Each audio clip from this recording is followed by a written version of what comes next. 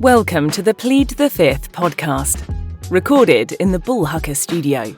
Hey everybody, welcome back. Episode 2 of the Plead the Fifth podcast, recorded here at Bullhucker Studios in the bowels of the Brush Emporium, 210 Clayton Street, Brush, Colorado. Hey, in this episode, we have a couple of co-hosts coming on from the Bullhucker podcast. We have Josh Finley and Sherman Kage. We're going to come on and answer a dozen questions apiece on life, love, happiness, time travel, and everything in between. I hope you enjoyed the podcast in this episode, and if you do, please don't forget to subscribe. It's that little red dot on the bottom right-hand corner of your screen. It's a small click for you, but a huge click for us. Now for the podcast. Spicy pickle vodka? Spicy pickle Tequila? vodka, yeah. I don't know why they'd make that kind of shit, but Dude, at the school, they take, they get those huge jars of pickles for the kids, and they sell them at the concession stand. Someone got the wise idea to freeze the pickle juice. That shit sells out. 50 cents a cup sells out like that, dude. Yeah. dude, at the theater here in Brush, growing up, that was a big thing. Frozen pickles, man, the juice, dude. Yep. You pay 50 cents, man. That guy was cleaning house on it. You know what I mean? Hell yeah. Hell yeah. You sell that shit at the softball fields or, football games. Yep. Kids are just lined up to drink that. I mean, it's like, golly. Because it's pretty goddamn good. It is good. Don't get me wrong. It is good. It is good. And it hydrates you. So, Why do you have spicy pickle shots here, guy? I just like them. I like them. All right, player. All right. All right. Hey, guys, I want to thank you guys for showing up or coming to the podcast, a brand new podcast. Thank you for having us, man. Yes. No, you guys have listened to episode 1 then. Yeah, I watched it today, actually. Yeah. Did you have well, you're going to answer all those questions today. So it's the funny thing was I caught myself answering those questions. Yeah. And then I had to go back to my list, and I'm sitting there going, oh, shit. Then I'm sitting there thinking, I'm going to forget all those fucking answers. Yep. It changed some of my answers. I'll tell you that. Yeah, the first few questions. For sure. All right. Well, we're going to start. You guys both guessed the number. We're going to start with that one. So you guys ready? Yep. Who's going first? Who wants to answer the first one? Whatever, man. I'm good. Age before beauty. All right. Well, I think that's you there, Sherman. I got him beat, I think. All right. Sherman, what is a deal breaker on a first date? Man, that was a good one, because when I heard you guys' answers on the first one, I was sitting there thinking, man, I don't know. I mean, I'm not real big on the whole check deal, you know what I mean? I just kind of chivalry, still lives, I think, and you just automatically pick up the check regardless. So you're a big guy for paying because you're the Yeah, I mean, I'll pick up the check, I mean, it just seems like the right thing to do, kind of the old-fashioned, way, Right, and right. Being that I am the old guy at the table, I mean, same age as you. Oldish, yeah. So yeah, that's never been an issue for me, is paying. And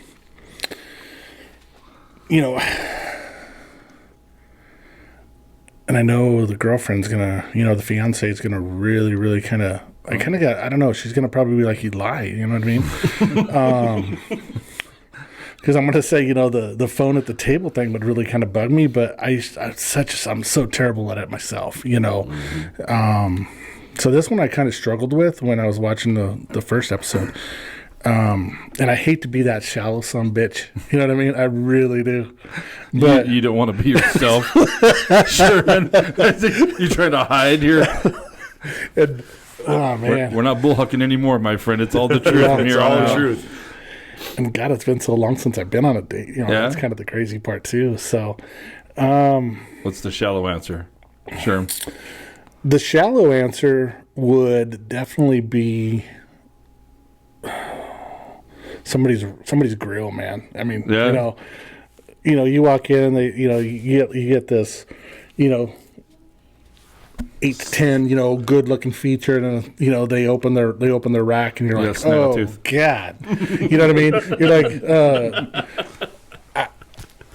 I haven't even created a check, but I'll pay the check for her walking in with that. You know what I mean? And man. I'm sorry, everybody. I'm so sorry. Yeah, no worries. I get but it. I don't know. I'd probably still be empathetic and hang out with the date, but I don't know if it'd be a necessary deal breaker, but it'd be deal breaker for number 2. No second date. Well, that's a deal breaker then.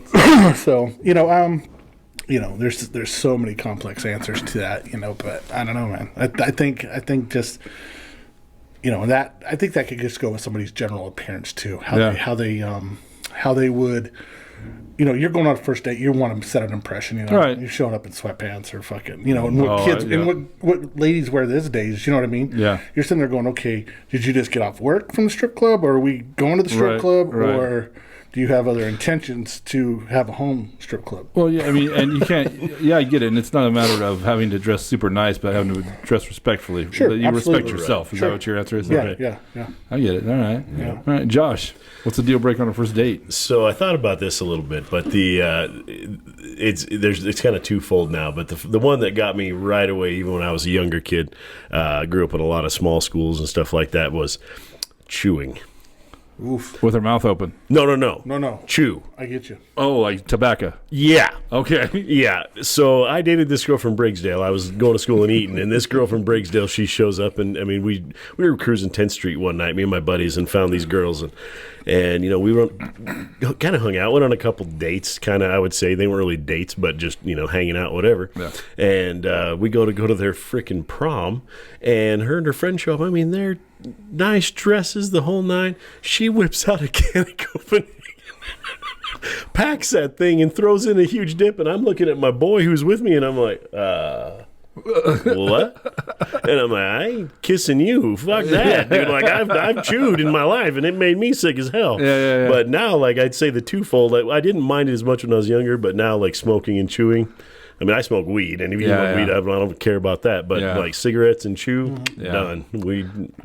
I'll step up from the table and walk. Well, especially if she's chewing a different brand. She's chewing Copenhagen, and you're chewing Skull. And we mix those two flavors. I mean, that's not going to end well for anybody. Nasty No. It's funny, guys. I would agree with that answer. Super with smokers. Mm-hmm. And the reason, because let's see, here February 25th will be 25 years since I've had a cigarette. You know what I mean? God. So that scares me to go back. Mm-hmm. When I quit, they told me that if you quit smoking for 50 years and you have one cigarette, you have a 95% chance of going back to being the smoker you were when you quit 50 years ago. Wow. That's how addictive those things are. If you're smoking, stop, dude. It's horrible. But so I get that. That's a great answer. Well, and then when you quit smoking too, your sense of smell. Yeah, it comes back. Oh my golly! And you can smell somebody who smokes, and you're just like, oh, that's terrible. And I used to smell like that. Yeah.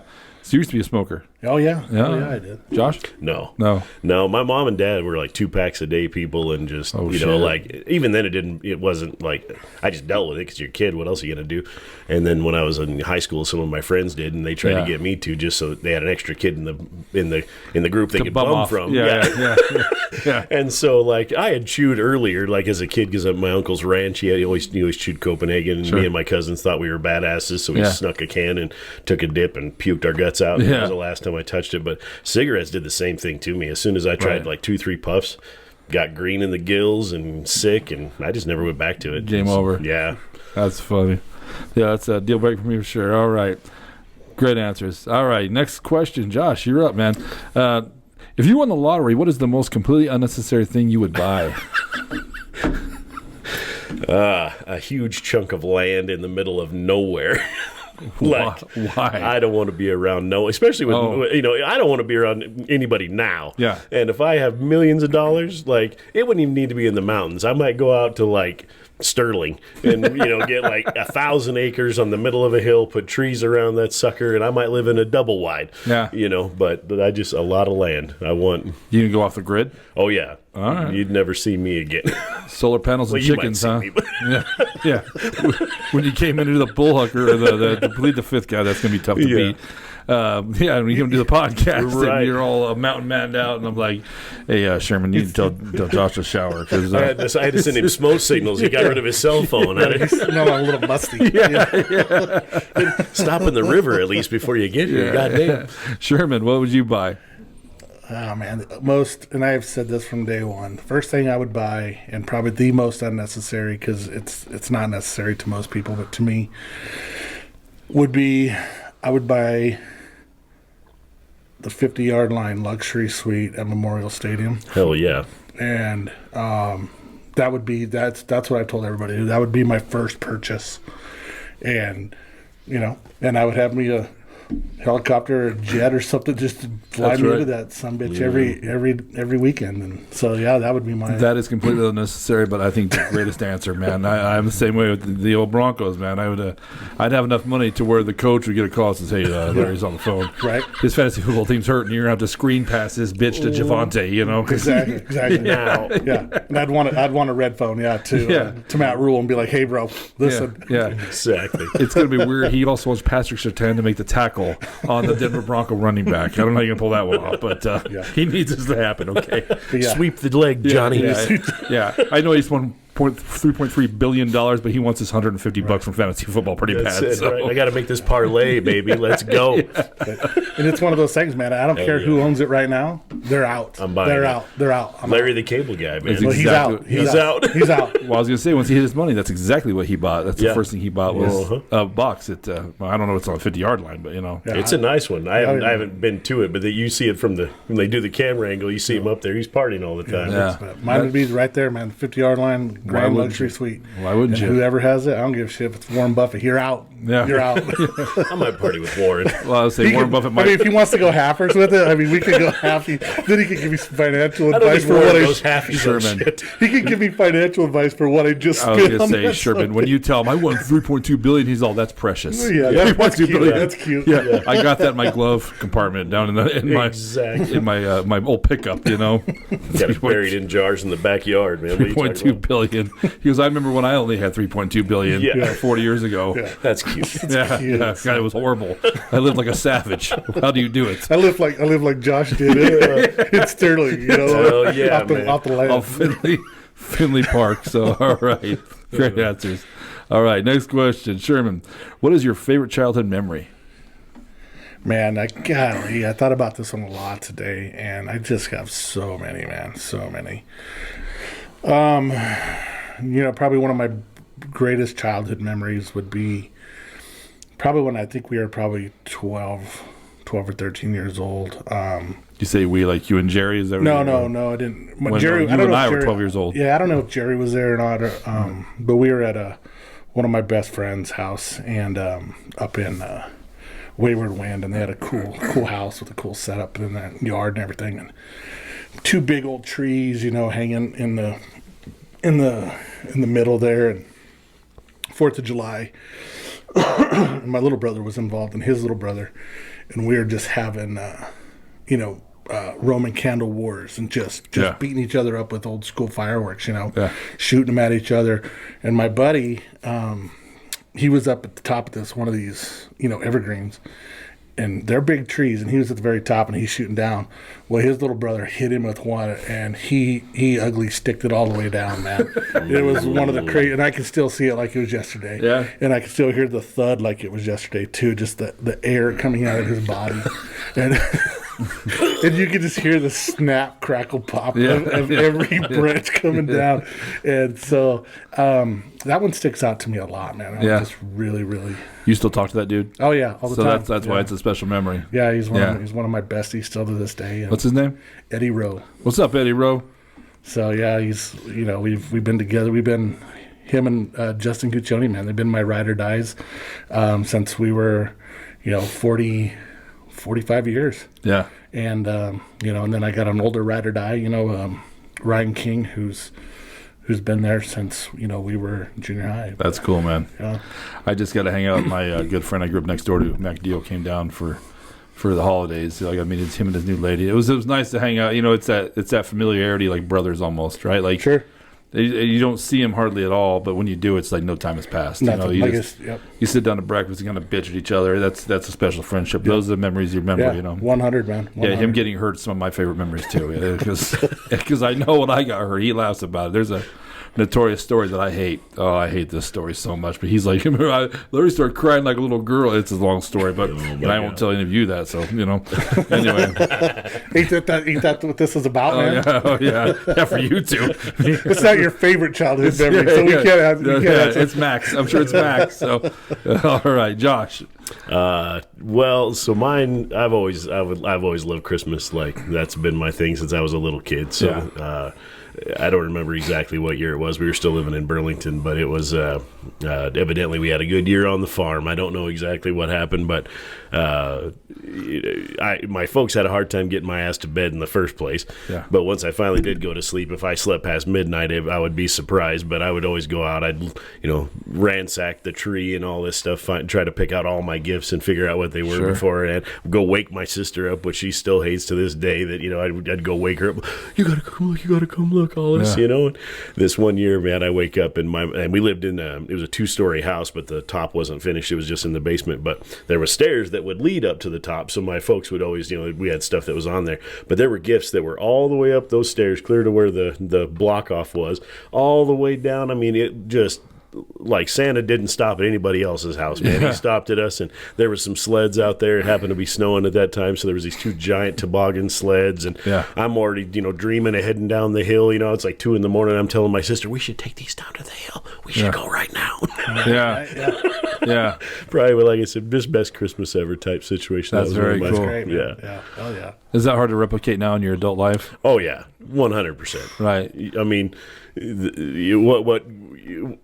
me, you could have gave me 10 G.I. Joes and I'd have been you couldn't have punched with a smile out of my face, but today it's a lot more, there's a lot more to it. That it's tougher when you get older, man. Like, I used to be a big Christmas guy too, and this past couple of years I've noticed myself just thinking, another day. You know what I mean? Like, it's sure.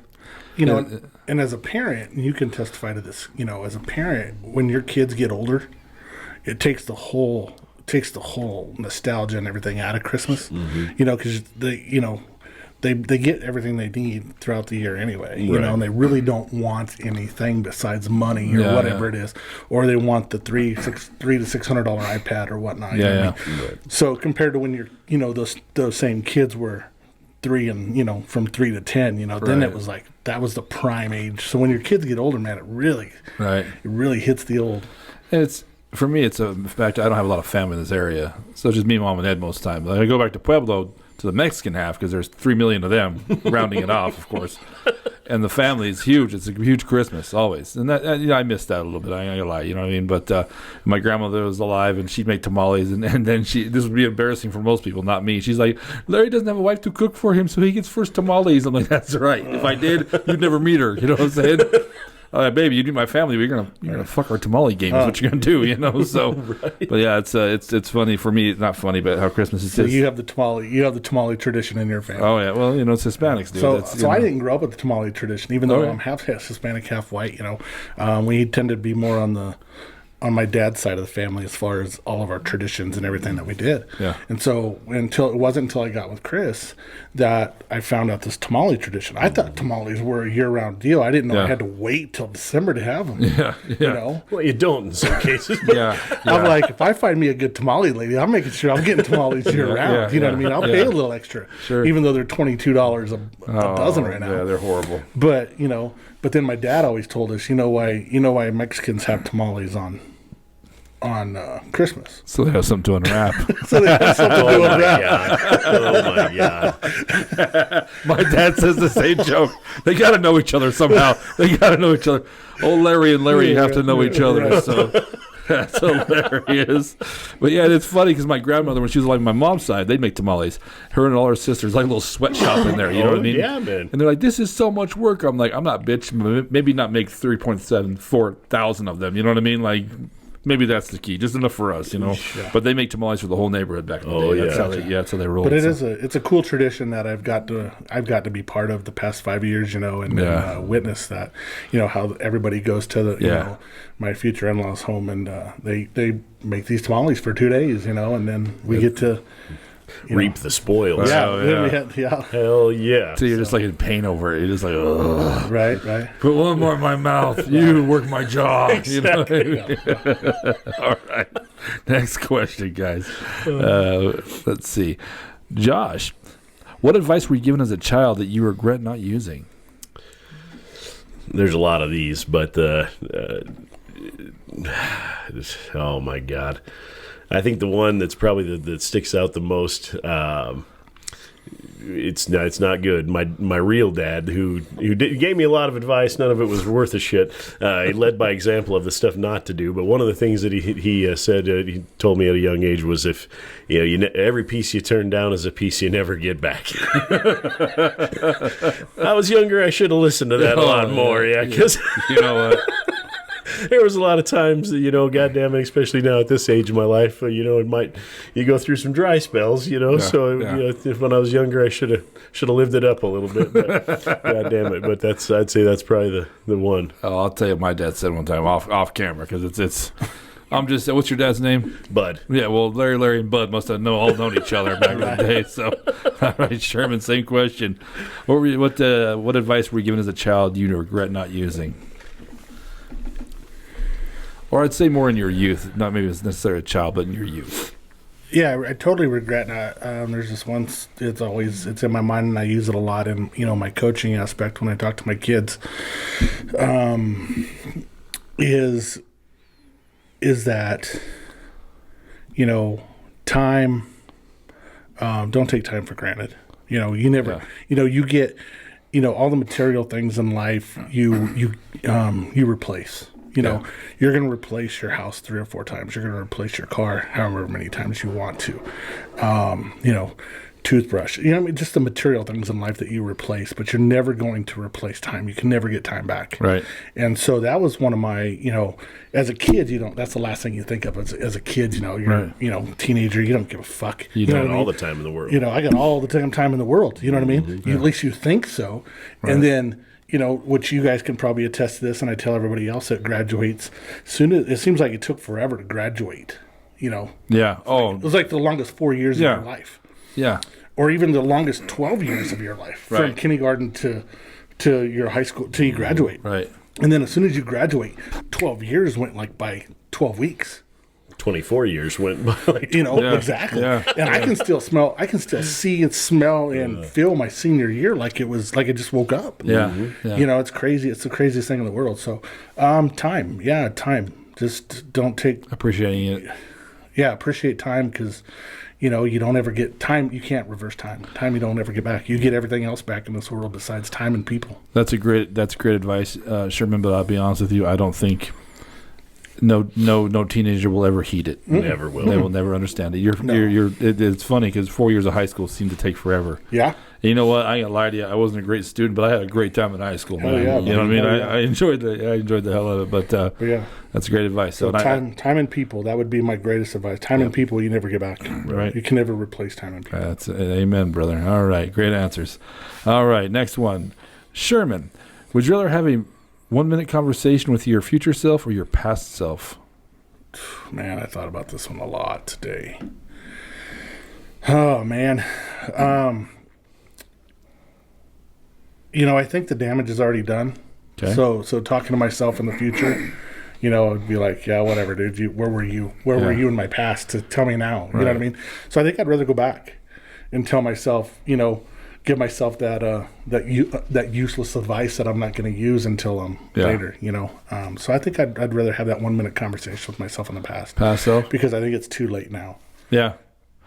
This is a question that Voki brought to me, dude. And by the way, when he gave me this question, I go, that's an amazing question. It's a great question. And that's one thing I really sat and thought about was like, I think I've passed that threshold of it's too late now to have that 1-minute conversation with me in the future.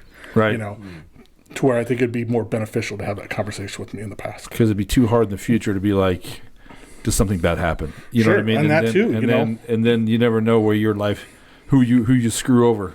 Yeah. Trying to beat something that's inevitable. Absolutely. Josh, what would you rather have?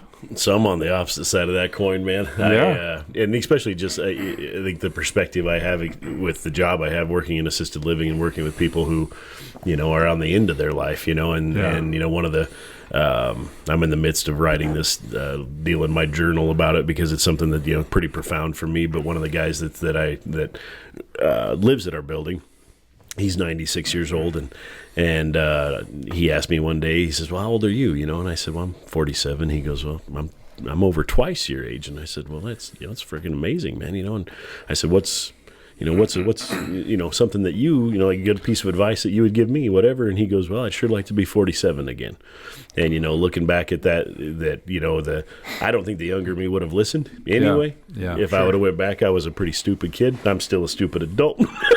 Yeah. I'm a lot more receptive to things now, but back then, I thought I had the world by the balls and I know what I'm doing, and stepped on a lot of landmines in my life that I could have, but they've made me who I am today, and I appreciate all that. But I just don't think the younger one would listen.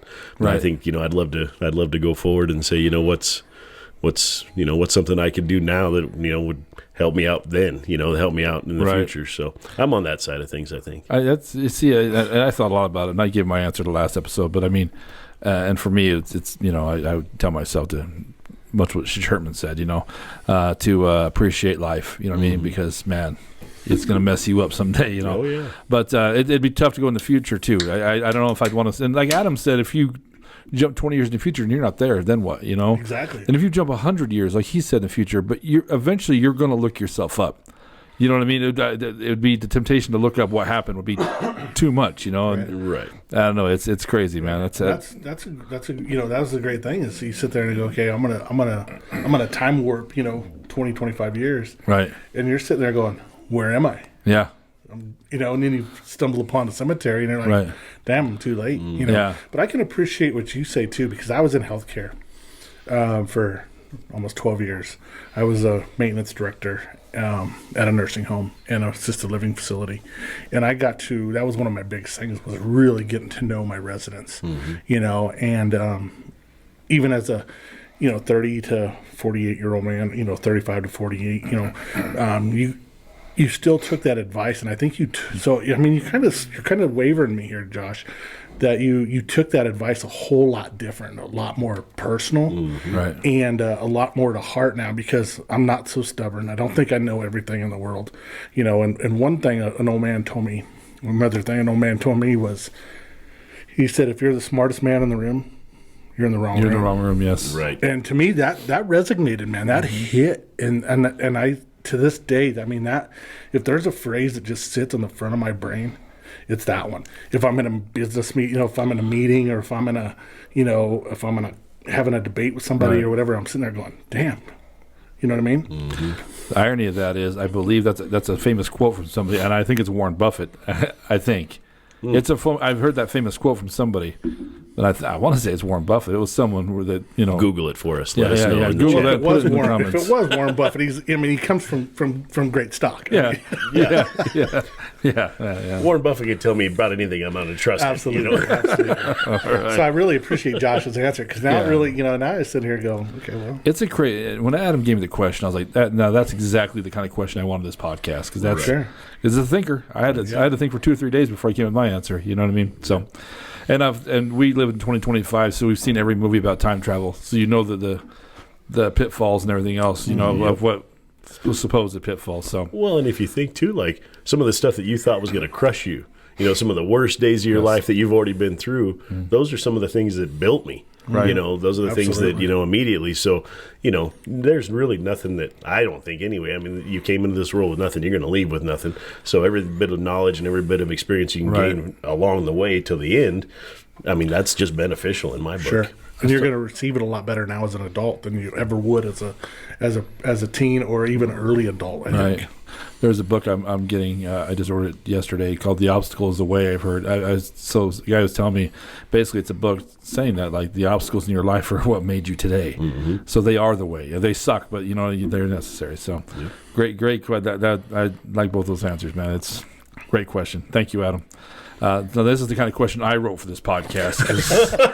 Ready? All right. Where do we leave? I'll say Sherman. Sherman, if you had to fist fight any beloved figure in history, who would it be?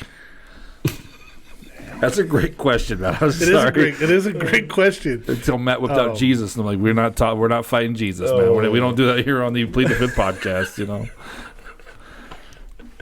Oh man, it's a tough question too, man. The first person that came to my mind when I heard that question was, and when I read it, and it comes down to, he was my childhood hero. And somebody that I still have a statue of in my office, just because he was just so bigger than life to me, and I was like, I think I could beat him now as an adult. You know what I mean? Was Roddy Piper. Oh my God! I think he was a heel though, but he was a heel, and that was the great thing about it. He was to me, he was my hero. Oh yeah, you know what I mean? So I think if God rest his soul, and I think he died too early. But the hot rod, man, he was bigger than life. And I didn't see that coming at all. I didn't see it either. I thought we were going deep for a minute there. So to sit there and be like, to sit there as, just to share that moment with somebody who was so influential and just had a major impact in my life, you know, as far as a kid, would be, absolutely right. That's a great answer, Sherman. I'm impressed. I never saw that. I didn't see it. That was blindside for me too. Yeah, Josh, who would you fist fight? This one's tough, buddy. There's two on my list that I'd really like to go after, but number one, God dang, Kenny Rogers, baby. Why would you? You gotta know when to hold them, know when to fold them. I can't stand Kenny Rogers, that fat chicken eating bastard, dude. I really can't. I just never liked that guy at all. Talk about being blindsided. I never liked his music. I don't understand the whole thing behind him. He owns like a ton of chicken fucking joints, and he's like, and the other one is John Madden, which is the same exact reason. I'd fight that bastard too. Oh yeah, but I mean Kenny Rogers, like my mom drug me to this. We went to the Stampede one year, and he was like the headliner. He didn't even sing the entire goddamn show. He talked while he was. You gotta know when to hold them. I'm like, shut the fuck up, you old man. So that one, the only reason is because which one I'd like to hit harder. I don't know, but Kenny Rogers. Like, I'll just tell you a quick story about this too. Freaking on my 30th birthday, I was dating this girl. I was after my first divorce. I was dating this girl, and she wasn't too good on that, or she wasn't too big on that, And it was my birthday, though. Brushing her teeth. Yeah, brushing her teeth. She didn't like that. And so it was my birthday, and we all went out. They took me to a couple different bars. We ended up at this bar over on the west side of Greeley, and we're sitting there, and my buddy leans over the table, and he goes, "Hey, just want to let you know, she told us she's going to do the deal." And I was like, hell yeah. Well, at the table we're at, like the booth, kind of like this, there's a picture like this on the wall. It's Kenny Rogers, and I've been eye fucking him all night, ready to and as soon as my buddy leaned over and told me, I stood up, and I just didn't realize I was that close, but I just went like this, and I actually hit the glass, busted the glass, cut my hand all up. The whole bar went silent. The owner comes over and he goes, I got to kick you out. Or I was like, well, can I finish my drink first? I wrapped my hand up and slammed the rest of my drink, and out I went. But because it's always good when you're bleeding to thin out the blood more. Yeah, for sure. Yep, Kenny Rogers. Damn, that was. I like the fact that you went there and then Josh was like, "Hold my beer." Exactly. I was like, I just totally got hold my beer. Totally. You know what? Both great answers, though. Both great answers. I love this. That's why this podcast. I'm excited for this podcast, man. Answers like that. Mine was a heel. His is an icon. Yeah. Not in my book. Be careful where you're driving and when you're walking through Walmart, man. Yeah, believe me. Islands in the stream, friend.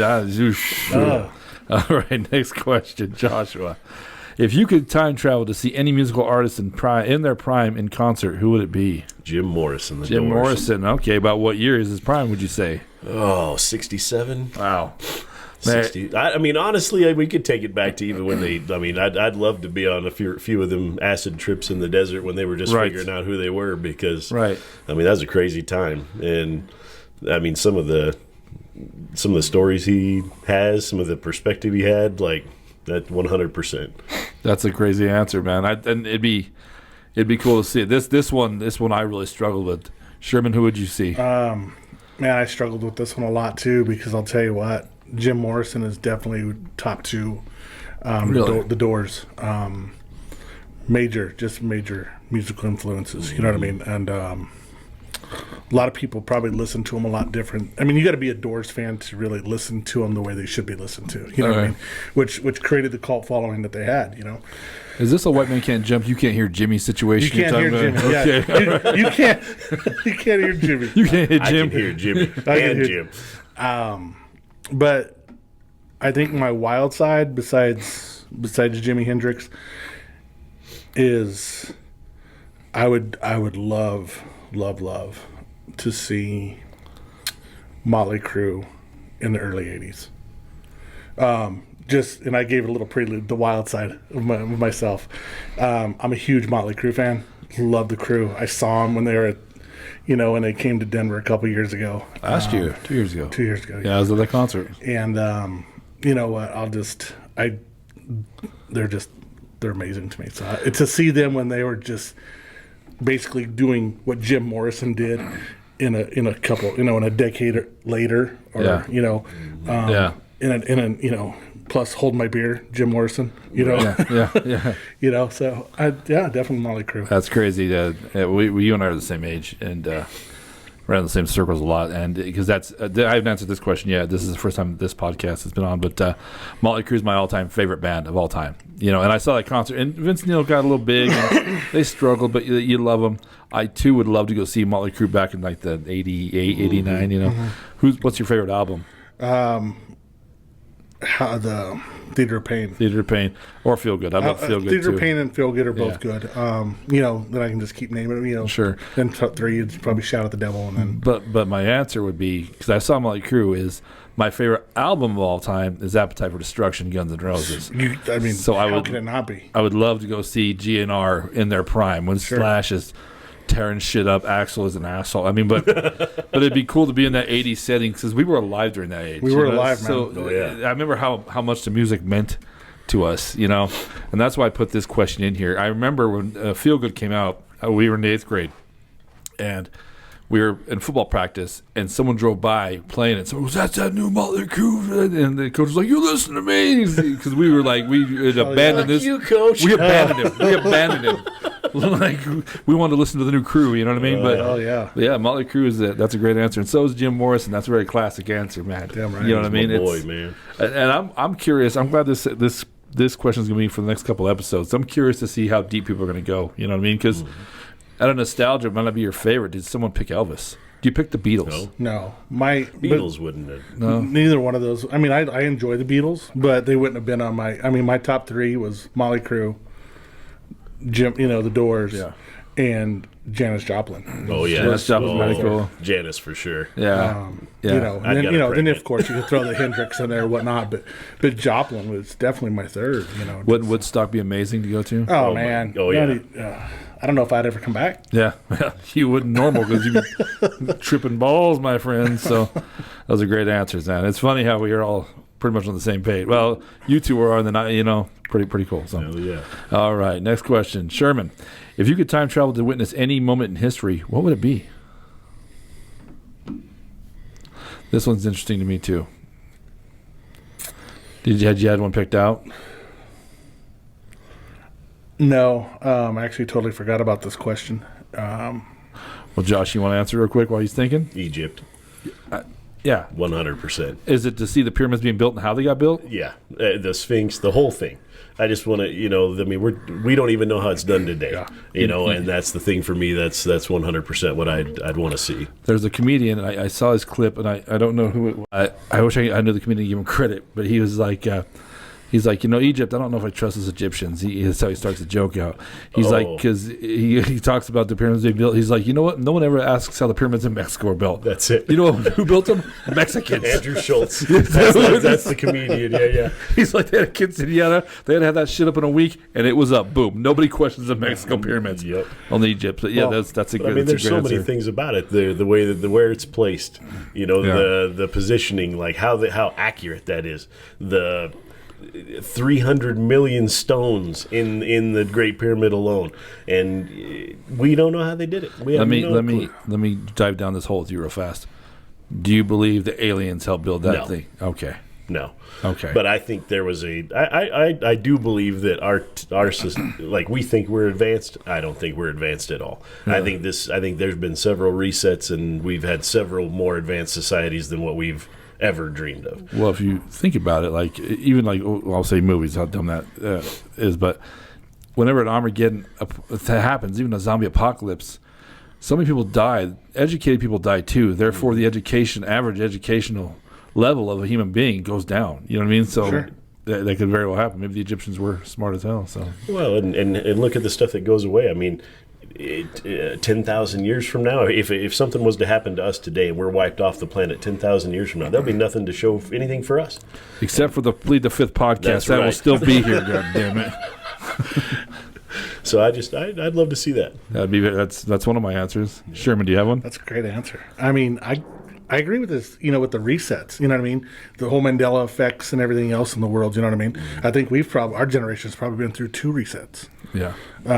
Without us even realizing it. Yeah. And I think there was something else that helped the Egyptians build those pyramids? I'm not going to say aliens, but I think there was something else.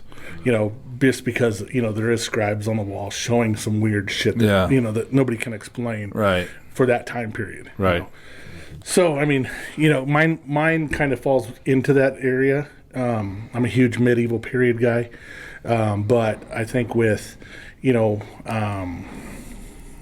my faith and, my love of Jesus Christ, man, to sit there and to be able to witness a sermon, from Jesus, with his disciples, just in the middle of a field, I think would be something to witness. Just something to witness. To sit there and say, you know what, I had the opportunity to touch or to hug and witness greatness, right? To the miracle, you know what I mean? Great answer. Of Jesus Christ, and so I think that would definitely be my time travel period. So I haven't answered this question yet. This is new to this podcast as well, but mine's impossible to do. But because I'd like to see the Big Bang. I'd like to see the very beginning. You believe in the Big Bang? Well, no. Let me rephrase my answer. Okay. I want to go back to the beginning. The beginning. To see how it actually started. I mean, do I believe in God? Yep. Do I believe in science? Yep. So I mean, sure. I mean, it can go either way with me, man. I mean, you have your beliefs, and that's awesome. But you know what? Just like the pyramids, I want to see it myself to see what happened. You know what I mean? Because what is the Big Bang? They said in like 1/1000th of a second, just all of a sudden, boom, right? The universe exploded and it was here. How? Right. From what? What did it explode from? Yeah. If there was nothing before. That's why it's impossible, because I wouldn't be able to be where there's nothing. You know what I mean? Right. So, great answers, man. But yeah, it'd be interesting to see how it would be cool to see. Yeah, absolutely. Which hand is it in? Right. But I mean, there's other great answers too, like any famous speech, I have a dream speech or whatever, to be in that, or Abraham Lincoln's, 4 that, I mean, to be in that piece of history would be awesome to witness. Sure. That's why I like that question. All right. Next question, boys. Josh, what is the first job you hated? See, and this is, I listened to your last, the first show here on the way in. I really haven't hated any job I've worked at. I guess the one that I've liked, just the same thing. Like, it seems like all the jobs I've ever had have led me into the next job right. And I've never left a job real angry. I guess the only thing that, right out of high school, I kind of took this job with a property maintenance company, and literally I was 18, 19 years old, whatever it was, and it was supposed to be just mowing lawns. Like, they just had a list of properties. You just rolled up, mowed the lawn, trimmed it, went to the next place, and I had my own van, my own thing. I could just, work at my own pace, whatever.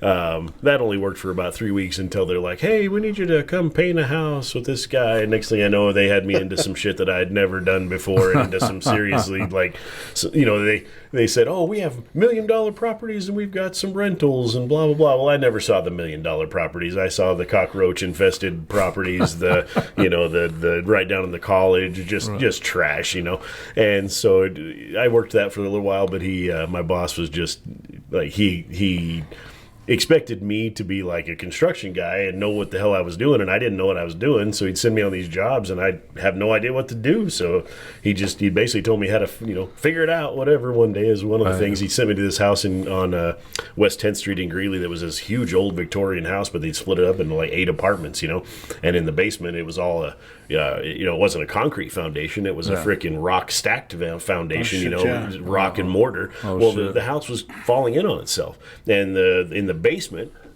the hallway, there was just a huge crack from the drywall where the drywall was folding in. I mean, it was just cracking and it was about to blow in on itself.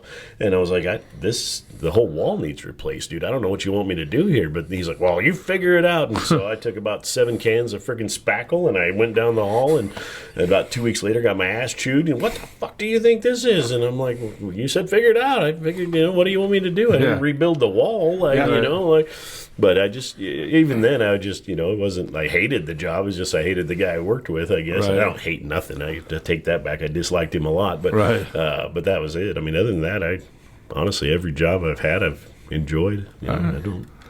Sherman, what is the first job you hated? I'm fucking working at Excel. I worked at Excel for like 3 weeks. And it was the I mean, I give kudos to those people who do it, you know what I mean? Yeah. And I'm thankful for the work that they put in because it allows me to eat like a carnivore, you know what I mean? Yeah. And to buy meat in local grocers or whatnot, so I don't take their jobs for granted at all. Right. I just hate it's the worst fucking thing I ever did in my life. And I was a bung dropper. A what? A bung dropper. I don't know what that is. So I was in charge of when the cow gets skinned, it comes across. I was in charge of cutting the flesh from around the asshole, tying it in a bag, putting a bag over it, tying it, and dropping it in so it fell in. So when they gutted it, everything fell out, so it wasn't attached by the asshole. Oof. I don't know who you're going to piss off to have that job. Yeah. Yeah. I wouldn't have liked that job. How old were you in this? I was like 24. So you're a new dad in life. Right? You gotta take this job just to pay the bills. Yeah, it's fucking terrible. I mean, I want to crawl into. I'm about to be like fetal position right here. Just be like, yeah. I'm uncomfortable. I mean, I'm just uncomfortable talking about it. Excuse me, can we take a break? Yeah. I need a moment. I hear you. Oh my god. Yeah, it was the most miserable fucking job I've ever had in my life. Oh, I've been very lucky, I guess. Like Pepsi damn near makes the cut for me, but I mean, I like Pepsi, man. Yeah, it was a trip. But when I lived in Pueblo, I worked at a nightclub. Well, State Fair in Pueblo, everything dies except the State Fair. So my mom's cousin was one of the heads of the State Fair, so he got me a job on there, working the parking lots. Working security at the State Fair. And that was and Pueblo gets like the surface of the sun hot, man. And at night, they put me out in the parking lot because I'm the biggest dude there to, try and defend off cholos from beating their wives, you know what I mean, or beating their dude. I was like, hey, bro, hey, listen, man. I don't want to call this head man because I don't want you stabbing me. You know what I'm saying? I'm making like $8 an hour here, so please. Just beat her at home. Right. Take that to the car. Just help me out here, man. If you're gonna rob someone, do it in your neighborhood. You know what I'm saying? Don't rob these people, man. So that was the job. I was not a fan. So pull up your dickies and put your flannel on. And just go home. Yeah. I mean, let's not bullshit each other. We're probably cousins. You know what I'm saying? We're most likely related. Chances are we're related. Yeah. So you related to the Barrows clan? I'm one of the Barrows clan. So. That's my third cousin. All right, cousin. Well, do your family some favors, though. All right, great answers. All right, Sherman, next question. What was the first movie that made you visibly emotional? 100%. No thoughts at all. The Never-Ending Story. Oh, Atreyu. When Atreyu was walking and our tracks got caught in the mud. The swamp of sorrow, the swamp or the mud of sorrow. Yes. I forgot about that. When our text started to sink, yes, and Atreyu was begging for him to not give in to the sorrow, to the sadness of the swamp, the sadness of the swamps, to not give in to the sadness of the swamp. And our text just kept sinking. Yeah, and the emotion, this kid, it was just him and his horse. You know what I mean? Yeah. And man, I'm getting a little misty right now thinking about it. You know what I mean? Man. And that kid pulled on that horse. And to show that, a 12, 13-year-old, probably a 12-year-old kid at that time, in that period or in that movie, the emotion and the love that he had for the only thing that loved him back. Yeah. At that time. You know what I mean? And for him to lose it was like, now you're crying, dude. It took me. I can remember being sad as a child in a movie, and that's right. I forgot all. That's a great answer, dude. Mm-hmm. Mine was Forrest Gump from '94 when I was a grown-ass man. You know what I mean? But, right. Well, number 2, my second closest, and I'll tell you what, I still to this day weep like a bitch, is Armageddon. When at the end, when she's like, don't go, Dad. I love you, Dad. Don't go. As a father, you sit there and you can relate to that. You know what I mean? Right. And that you would sacrifice everything in your power for your kids and for that scene to happen. I still break down as an adult and just weep. I can watch it over and over and over, and I'll still give the same. That, and for all you Marvel fans, my fiance, she'll tell you to this day, I just watched it probably a month ago, was when Tony Stark snapped his fingers. I am Iron Man. And wearing the gauntlet. Yeah. And when Spider-Man went up to him, and was like, "Don't go," Yeah. When Tony Stark died. Oh man, you ever seen Simon Birch? Birch? Oh yeah. Have you seen that movie? Mm-mm. He's born little. I don't know what's wrong with him. In an abusive family, they have nothing. And Jim Carrey's in this movie, but he's the adult Jim Carrey telling the story of his friend Simon Birch. Make it real quick. So his mom kind of takes this little kid in, Jim Carrey's mom, and cares for him, knits him clothes, all this. And he's picked on all the time. At the very end, Josh, they're playing baseball, and he finally hits one. Well, the ball sails, and she's not paying attention, hits her in the head and kills her. Oh. And there's a part where little Simon Birch, he's a little person, I think, or he's sickly. He runs out onto that field in the middle of the night and screaming, I'm so sorry, please don't go. And I'm like a big bitch, man. Dude. That's what's great about movies. Josh, which one's for you? Where the Red Fern Grows. I've never seen it. Okay. That was the very first one. My dad evidently thought that was a great movie to bring home one night, and we watched that. You've never seen it at all? I have not. Oh my God, it's a great flick. It is a good movie, but when you're a kid who lives on a farm who has dogs, you can relate 100%. Oh fuck! Yeah. I was balls deep in the movie as soon as I started watching. I'm like, yeah, this kid's me. Yeah, all right. And then all of a sudden, the freaking dog gets all tore up, and you're like, oh. And then I'm going out, dog. Like, we didn't even have inside dogs. They were outside farm dogs, and I'm out in the doghouse like, oh, I love you, Nico. It's a good dog. We're sneaking you in tonight. Oh, it was rough, man.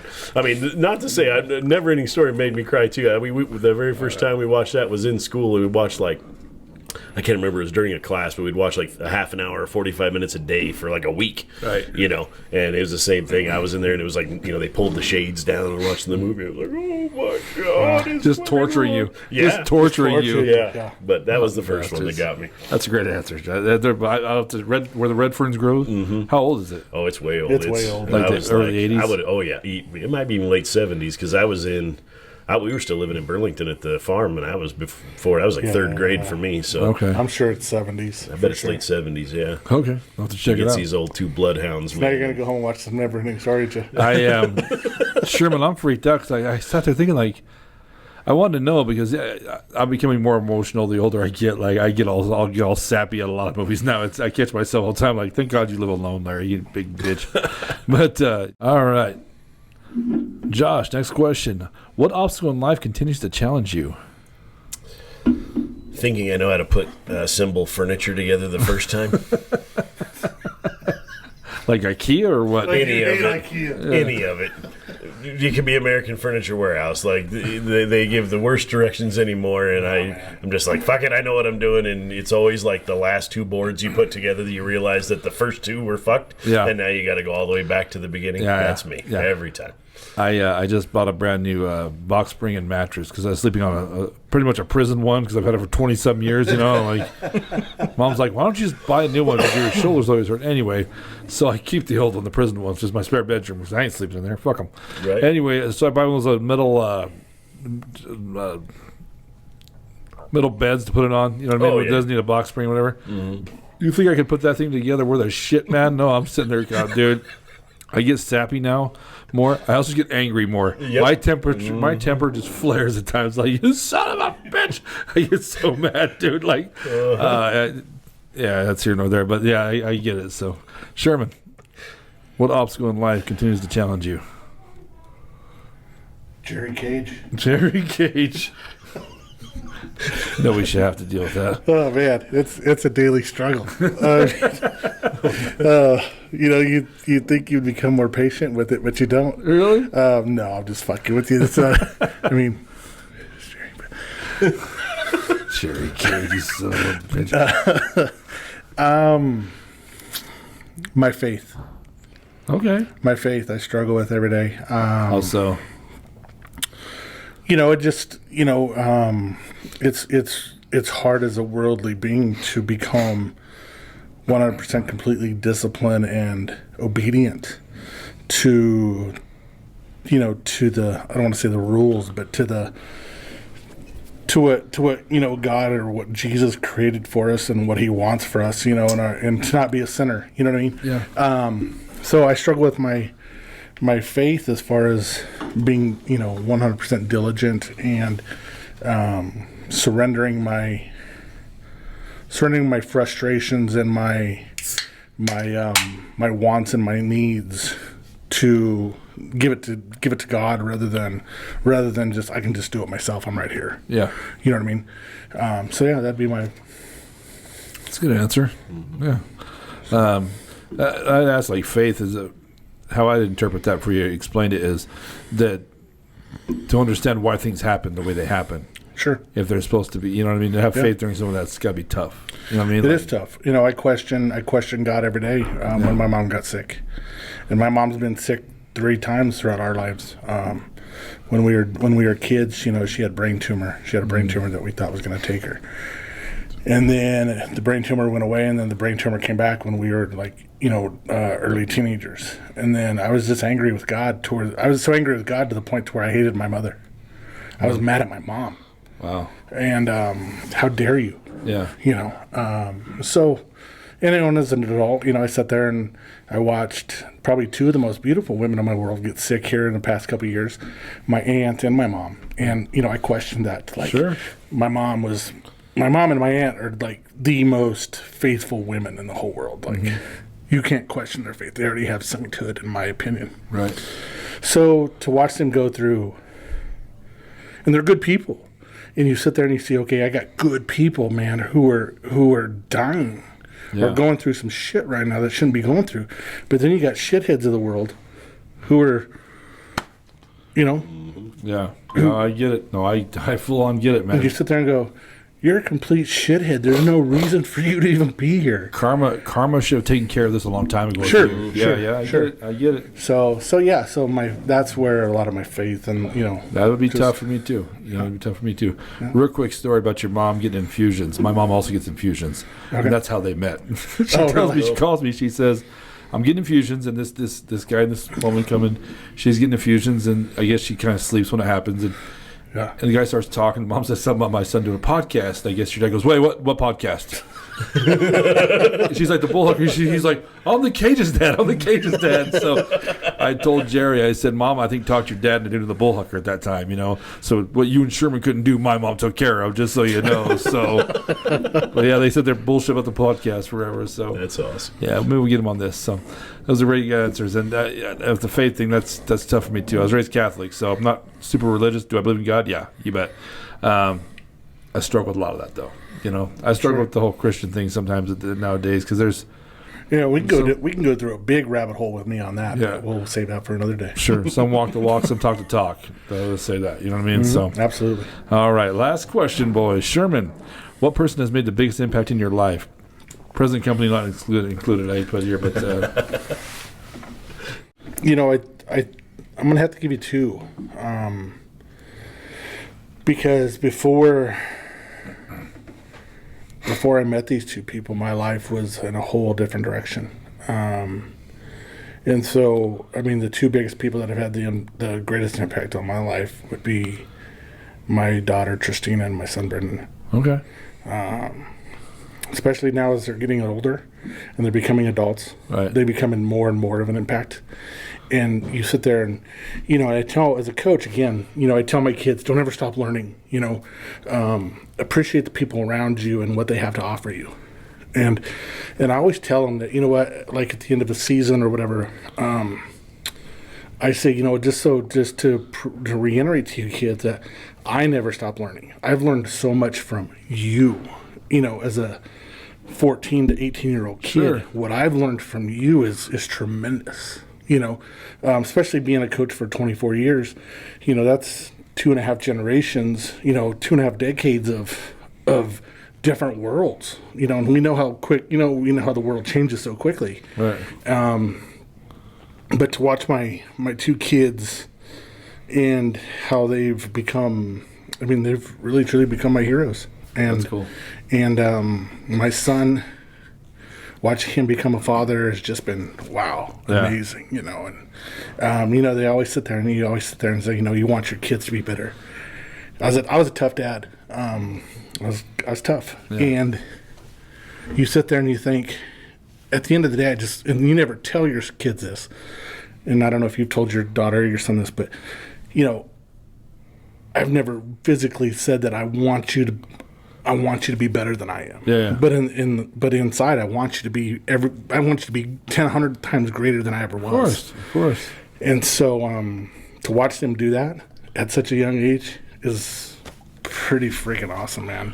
So yeah, just watching my kids become young adults and the achievements that they've accomplished in their lives, with the struggles that they've had in their lives, and I'm a huge part of their struggle,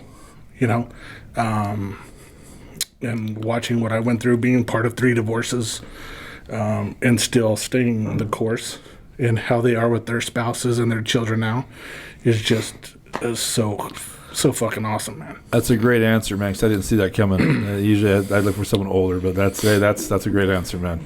It's a fantastic answer. Someone, I saw a quote online that says, that's why you should love your father. He's the only man on the planet hoping you do better than he does. 100%. Yeah, it's a great answer, man. Josh, who's your biggest impact in your life, man? It'd be my stepdad. I actually call him my dad just because my real dad really wasn't around. He wasn't around, and he ain't good. Yeah. But my stepdad, especially now looking at it from my perspective, being a stepdad, knowing that he didn't have to make that jump at all, and knowing the kind of prick I was at my age, that I probably put him through some stuff that he'd like to wring my neck, but right. We lost him 12 years ago, 13 years ago. Sorry about that. So it's miss him every day, but he made an impact in your life. Oh, he makes a big impact in my life. He tries, and every day I still think I talk to him. I still see him. I still hear him. And every time Stranglehold comes on the radio, it still brings a tear to my eye. But sure. he never let the struggles of his life show to me. And right. Not that he didn't push me to be anything I didn't want to be. He just wanted me to be who I was, and right. he was happy with who I was, and that's what made him. Who he was, and right, and to love you like he was your own, like you were his own. Exactly. That's precious, man. And I honestly, if my own dad died today, I'd go deal with the paperwork and get it done, but I wouldn't shed a tear. It wouldn't affect me still to this day if I, even, like I said, I hear Stranglehold, it brings a tear to my eye, and I listen to every single minute of it on the way through, until it's done. But it's, just seeing it from that side was. Let me ask you a question, Josh. So being a stepdad yourself, does that help you be a stepdad? Is that showing you kind of the way to do it, like to have patience with them? Because they're probably assholes too at times. Oh, yeah. I mean, I don't know that I'm as patient as he was, for sure. There's plus I'm from a different generation. My generation, right. They told us to go get, they'd kick us outside and lock the door, and you didn't come home until the streetlights came back on. So these kids, they don't do that anymore. And so there's definite times that it tests my resilience. Right. There's times I definitely have to walk the hell away for a few minutes and be right. like, I got to catch my breath. And I'm sure he did too. Sure. I'm sure he probably wanted to hit me in the face a few times, but right. That's what it is. But I try to be as patient as he was and understanding, and at the same time, I try to show him the way. I try to show him some things that that might help him later, but they're kids too, and they think they know what's going on, and so sometimes you got to let the TV fall off the stand on their head. Damn right. So you miss him, and I got to ask, being the stepdad now, do you appreciate him even more than you did before kids? 100%. Because now you understand more. I should have been a little nicer, probably, and a little less, but yeah. I'd be willing to bet though he understood though. Yeah. I'm sure. You know what I mean saying? Well, it goes back to like that question earlier in the podcast where, the advice, Yeah. time and people, Yeah. to get that time and that person back would mean more to you than winning the lotto and buying that 50-yard line suite. Oh yeah, 100%. Yeah, absolutely. See, I never answered this one against Matt, but mine's my own mother. I had a mother. I was gifted with a mother. She's cool as shit, man. She is. Single mom. My dad didn't help out at all. Him and I have a great relationship now. She didn't help at all, but my mom had this thing that no matter what I did in life, she supported me. Mm-hmm. If I told her I want to be a janitor, she'd have bought me the mop. You know what I mean? And brag to everybody what a great janitor I was. Oh, yeah. The reason stuff like this podcast exists or the comedy shows exist is because Mary Lundstrom put the faith in me. You know what I mean? Like that. Put that in me that you can do whatever, Larry. You know what I mean? Just go do it. Get the fuck away from me. No. Mary, you had all rights to say that. Yeah. Get the fuck out of the house and go do something different. Jesus Christ. I worked 3 jobs to feed your ass, but I'm very lucky I was very gifted and blessed to have the mother I did. So that's who my biggest inspiration, and my grandparents above her, and my uncle. I've been very lucky in my life for the people God sent in my life. You know what I mean? So when she says you're his favorite, you know what I mean? I'm like, well, you know what? He proved that. Sure. So yeah. And that's a hard, it's a hard question to narrow it down to one person or 2 people, but because there's so many influential people that come into your life. Of course, like I could say my parents. My parents were the coolest fucking people on the planet. Sure. And allowed us 2 shitheads. Well, I should say 3. We always forget about Steve, but he's the best one. He's the best one. But to allow us 2 shitheads, because my little brother didn't get to experience what me and Jerry did, but for them to deal with us 2 fuckheads, holy shit, man. My parents are like saints, man. Especially my mom. You know what I mean? And ain't a mother alive who can take a mother. Yeah. Little Tupac, you know what I mean? Ain't a person alive that can take my mama's place. It's funny because and you probably did test her because we joked at the comedy show. We actually brought you came up and conversation. Megan Bauer was our attorney. Oh, okay. And we were talking about partying. And she's like, we partied out their trailer. I said, no, I was gone in '96 to Pueblo. I said, but growing up in high school, Sherman just always kind of showed up to every goddamn party. He had slut magic. Like that dude was just there. Like once the beer opened, he's like that guy on the couch and half baked. He's like, we party. I was like, where did he come from? He's like, who is this guy? Right. Sherman Kage. So yeah, too much, guys. Hey, 12 great questions, 24 amazing answers. I appreciate you guys so much. We appreciate you, man. No, I appreciate the fact you guys have been with me through this thick and thin through all this podcast. You know what I mean? This guy was episode number 3. Love it, yeah. The Bullhucker, you know what I mean? It was nuts. So before we go, though, I do want to say thank you to the Brush Emporium. Yes. 210 Clayton Street. They are putting up with my bullshit every day. When the Bullhucker is done, they're probably like, can we get him out of the basement? No, I'm like a cockroach.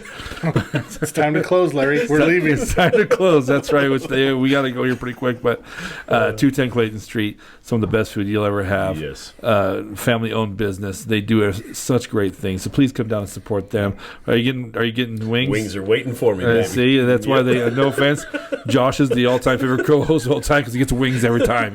We need the business. Let Josh co-host always. But, I can't beat it, man. These wings are the best. And he brings his own ranch dressing, so we're saving money there. Blue cheese. Blue cheese. Right. Absolutely. You can't eat buffalo wings. You can't eat ranch with buffalo wings. It's got to be blue cheese. I don't have any sauce because they're so good here. But pasta, ice cream, you name it, they're here. Please come support these people because they support this podcast. I hope you've enjoyed this episode too. This is a new journey for us, though. I hope you give it a couple episodes to decide. I have a good feeling. This is a great conversation today, guys. Exactly. Yeah. Nice. And if you on the bottom right hand corner is a little subscribe button. That's our subscribe button. Did I just say that? Yeah, you did twice. That's okay. Subscribe button. We're drinking boozy. Have another one, Larry. Just keep saying it. It'll be subliminal. Subscribe button. It's a small click for you, but a big click for us, guys. Thank you so much, and we'll see you guys next week. Peace.